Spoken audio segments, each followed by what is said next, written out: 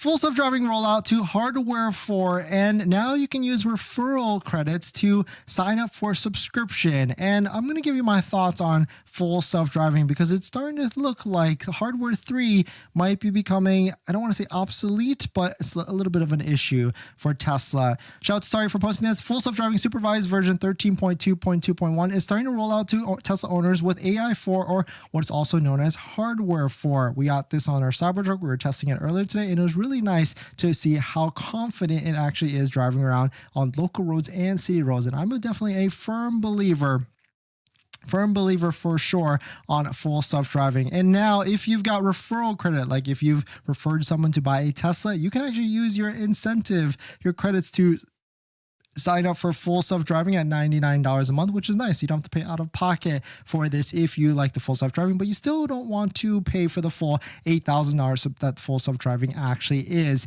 And so here's an issue that we have with hardware 3 on a Tesla vehicle. And so shout out to Winston for posting this. My dad's 2018 Model 3 with full self-driving paid in full will not be able to drive to be autonomous due to hardware limitations because it has hardware 3 or even hardware 2.5. Is this confirmed? Will Tesla install new hardware free of charge due to it being included in a package? And so to address this really quickly, Elon did say on one of the earnings calls that if the vehicle won't be able to do full self-driving, they will go ahead and do a free upgrade or at least help them get into a newer vehicle. And that's probably why that they do offer free full self-driving transfers. Well, I don't know if they said like getting them into a brand new vehicle, but they certainly said they'll do free upgrades so that they can certainly bring people up to speed on whatever hardware 4 it actually is. But this is kind of the thing with the full self-driving and the hardware 3 to 2.5, or even now there's AI5 or hardware 5 that's potentially coming out as well. There's always going to be that newest, latest thing, and the old technology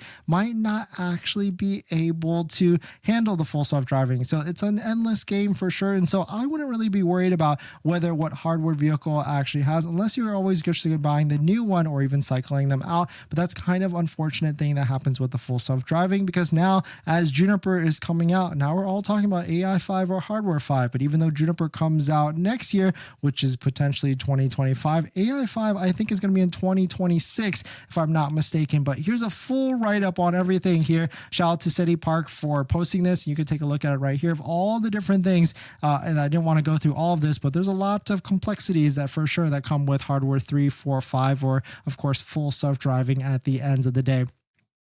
But really cool to see that it's finally rolling out to hardware 4 owners, all of them, and also you can use referral credits to pay for subscription.